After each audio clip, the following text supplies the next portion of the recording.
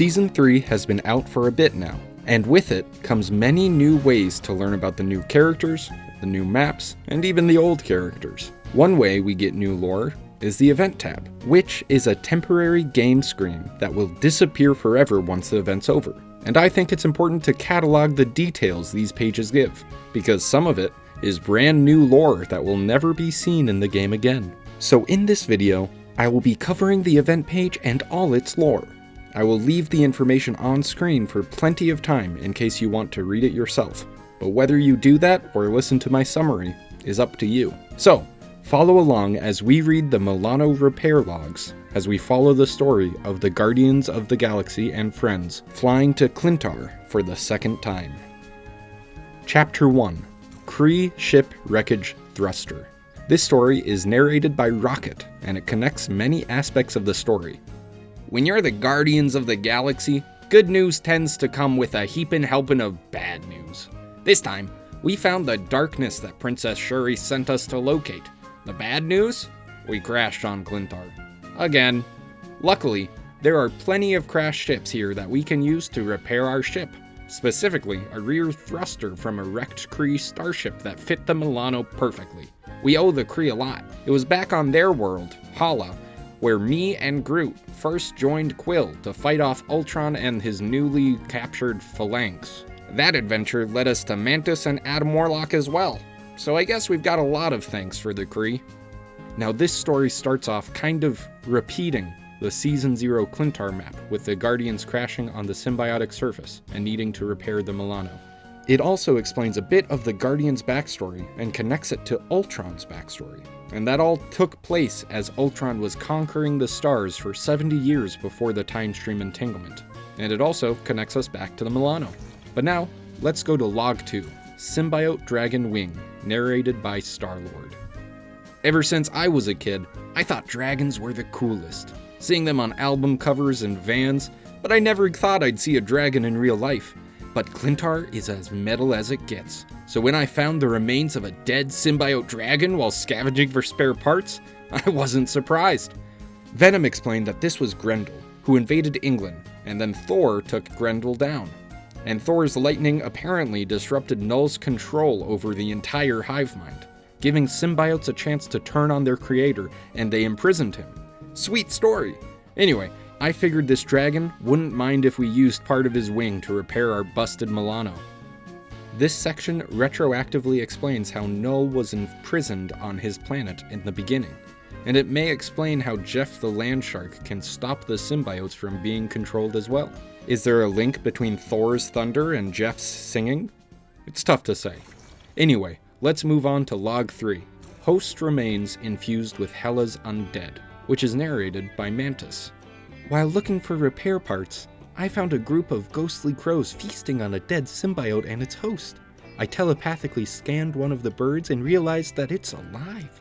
And it is not a crow, but a raven named Munin, who could speak. Munin told me he's a scout for Loki. The other birds are indeed Hela's crows, and Munin was upset that they got to this feast before him. They came here on Hela's ship, Naglfar, which could traverse realms using the energy of the undead. I extracted the undead energy from the crows to repair our hyperjump engine. It was an unorthodox solution, but one that seems to have worked. And Munin was now left alone to feast in peace. Now this story confirms that this is the second Clintar attack. Even though Loki and Hela had an agreement on Yggdrasgard, it seems Loki is investigating into his sister's plans. Maybe he is backstabbing her. The next thing to do to find out if Loki is backstabbing Hela would be to check out the gallery cards, which we unlock by playing through the event. So make sure to subscribe to this channel for when I upload my gallery card review. Next up, we have the Log 4, Celestial Armor Fragment, from Adam Warlock's perspective. Adam's story is fairly simple. He explains how in his first character chapter, he ran into the dead celestial body and learned about how tough celestial armor is. Only weak to two weapons, the All Black and Jarnbjorn, Thor's axe, which he used to help defeat the dragon from before. Thankfully, Adam found some of this celestial armor and helped repair the damaged port Aelerion. I don't know how to pronounce that word. Swiftly on to Log 5, Groot's Symbiote Plant Friend. Groot's story explained by Mantis. Groot explains that the last time they crashed on Clintar, he saved a jungle of symbiotes from a fire raging towards the forest. As a repayment, the symbiotes led Groot to find and save Rocket, who was under attack by aggressive symbiotes at the abandoned building of the Cosmos Complex. Once they saved Rocket, Rocket took the quantum circuit board and the projection frame from some tech to repair the Milano's shield generator. Groot wants to share this, not only because it teaches the lesson of trust and friendship, but also because he knew Rocket would try to take all the credit again. Now this was a fun little way to recap Groot and Rocket's first character chapters, many months after their first release. Log 6 is about Adam Warlock's staff, as Star-Lord explains the character growth of the Guardians of the Galaxy in this universe.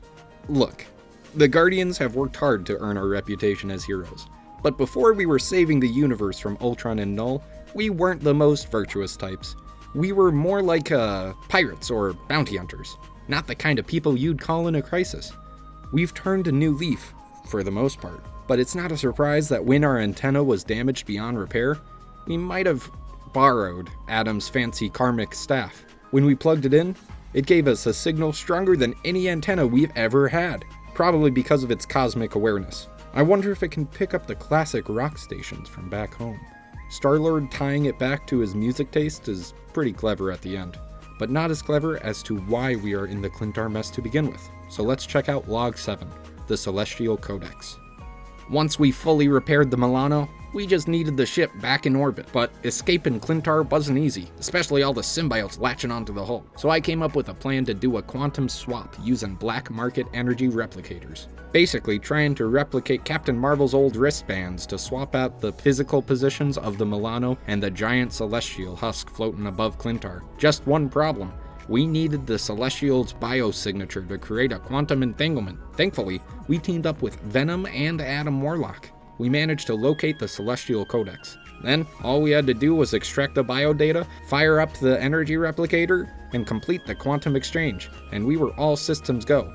So overall, the Guardians are the first responders to Null trying to escape for the second time. They learn how to use the environment and other mystical devices to repair their ship as the rest of the heroes arrive. And the repair logs are the vehicle that this knowledge is shared with us. And by playing the event, we get some really cool rewards, including the majority of the gallery cards.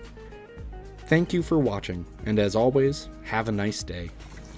One last little note to add on to this video to make it 8 minutes long is I don't really do the fun summer specials or the winter specials because that's just cosmetic items. There's no lore that is important to the story to go over. There is the fun gallery cards in the alternate section, but I haven't gone over those yet.